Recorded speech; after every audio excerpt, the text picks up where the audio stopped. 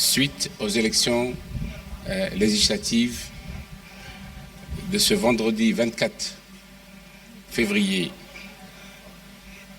2023, j'ai l'honneur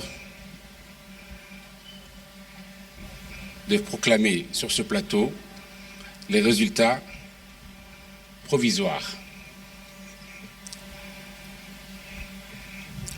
Mes chers compatriotes, qu'il me soit permis, au début de mes propos, d'adresser à l'ensemble des listes issues des groupements des partis politiques ou des partis, à savoir l'UMP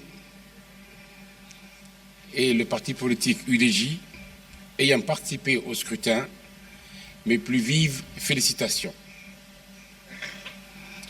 Ils ont mené une campagne sereine et responsable,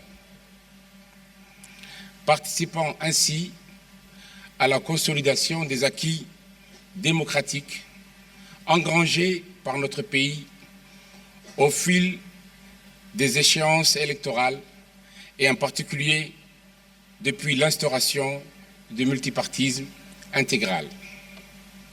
En effet, les meetings tenus dans les régions de l'intérieur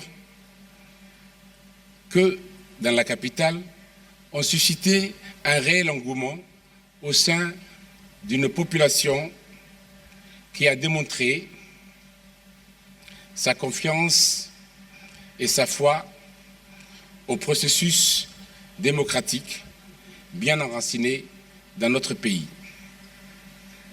Ainsi, les élections se sont déroulées sur l'ensemble du territoire national dans le calme, la sérénité et dans le respect des dispositions législatives et réglementaires.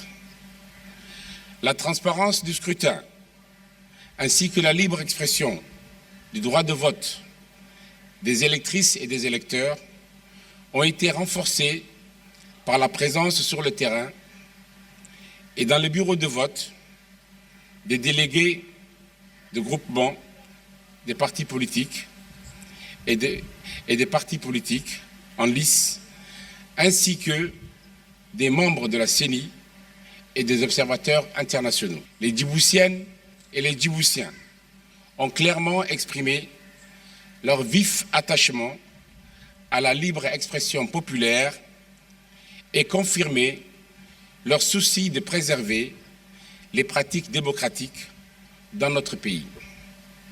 Aussi, au titre du scrutin de ce vendredi 24 février 2023, les électeurs ont porté leur choix sur les listes des candidats qu'ils ont estimés en leur âme et conscience être les mieux placés pour les représenter à l'hémicycle, et ceci pour les 5 prochaines années. C'est ainsi que sur les 230 295 électeurs inscrits au niveau national, 174 839 électeurs ont exprimé leur voix, soit un taux de participation de 75,9% sur l'ensemble du pays. En ma qualité de ministre de l'Intérieur, j'ai l'honneur de proclamer ce soir, solennellement, les résultats provisoires du scrutin de ces élections législatives qui se décomposent comme suit. Circonscription électorale de la ville de Djibouti. Total des inscrits, 143 660 électeurs. Total des votants, 94 817. Les bulletins nuls, 3 100. Les suffrages exprimés, 91 717. En faveur de la liste UMP, 89%. En faveur de la liste UDJ, 11%. Le nombre de sièges à pourvoir étant de 35 sièges, l'UMP remporte 28 sièges et l'UDJ remporte 7 sièges. Circonscription électorale de la préfecture d'Arta.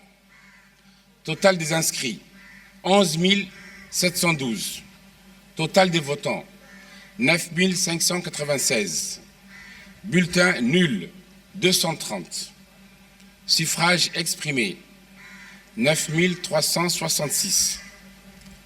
En faveur de la liste UMP, 92,71%. En faveur de la liste UDJ, 7,29%. Sachant que le nombre de sièges à pourvoir est de 3 sièges,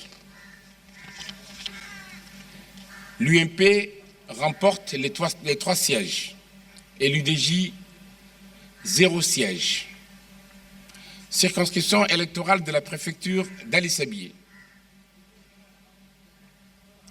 Total des inscrits, 18 087 personnes. Total des votants, 15 057. Bulletins nuls, 506. Suffrages exprimés, 14 551.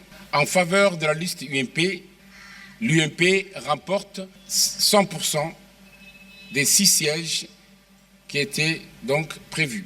Circonscription électorale de Dikil. Total des inscrits, 23 402. Total des votants, 22 707. Bulletins nuls, 211. Les suffrages exprimés, 22 496. Étant donné que l'UMP était la seule liste au niveau de cette région, l'UMP remporte 100% des sièges, à savoir les 11 sièges qui étaient prévus.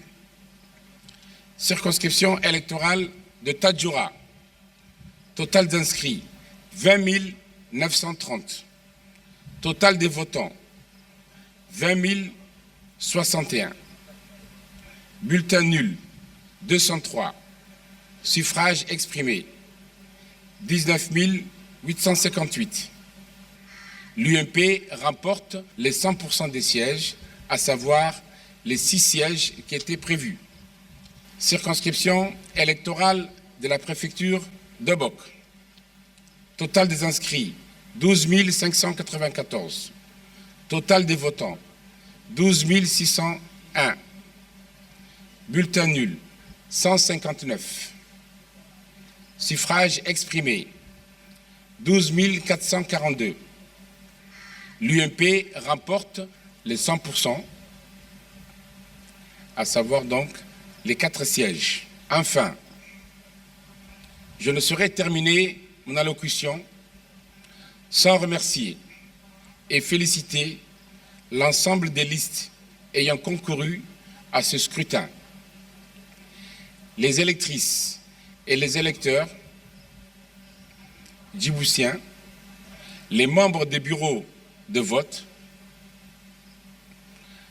la radio et télévision de Djibouti, la Commission nationale de la communication,